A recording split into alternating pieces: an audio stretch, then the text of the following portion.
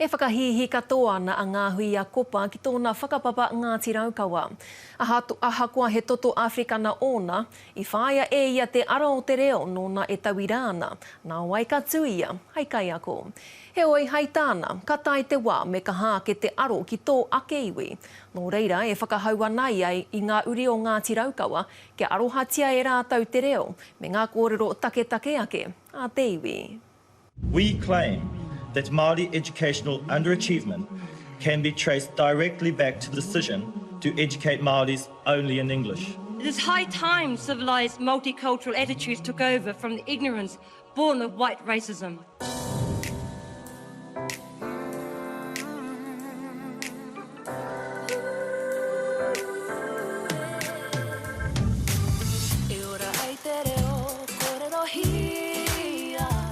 Tēnā koe piripi, ko Ngahuia Kopa tēnei, no Raukawa ki uta, Raukawa ki tai, ngari ko Raukawa ki whare puhunga taku ukaipo.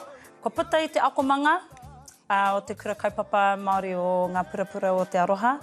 I nōku I reira I te whakaako au I ngā pipi paupau mo te toru tau. I nei, kua kuhu au ki tēnei kaupapa miharoro atu te ahua te reo Māori.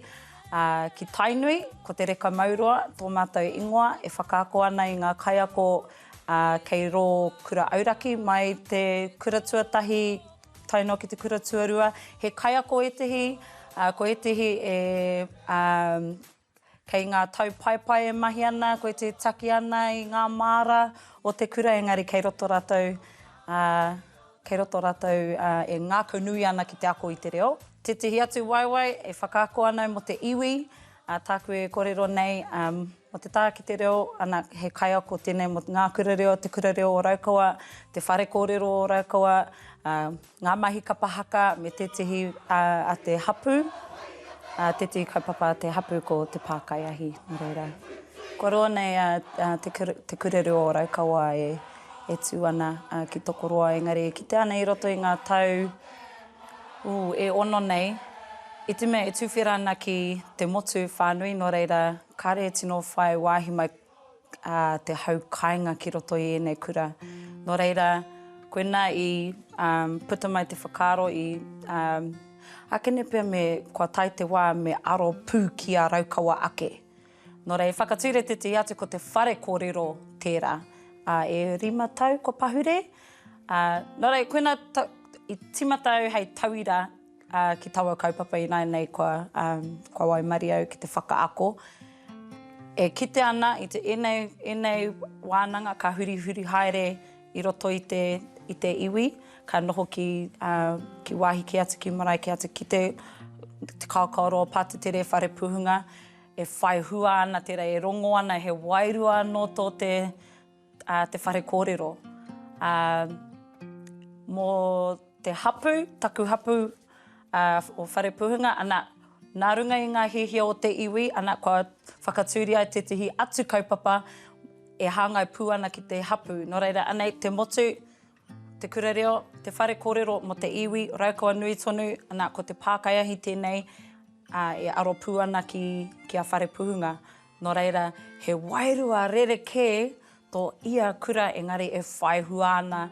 Tēnei wā, pakupaku noiho, ne, a tahi rau tangata, me e whia mano kei roto I te hapu, engari ko tahi rau e whakapau kahana. Ko te mea ua pia, me pehe te whakawai I o ake whanaunga kia tahuri mai, kia rata mai ai ki a rātou kōrero tuku iho, koena pia te tehi wero. He wahine tipi haere au, pai ki au te parore haere, te karore haere, engari te noho ahakoa haere au ki whia, me ki Europi, kei reira, puta ana I te wakarererangi, ko te reo take o taua wāhi rā e horapa ana.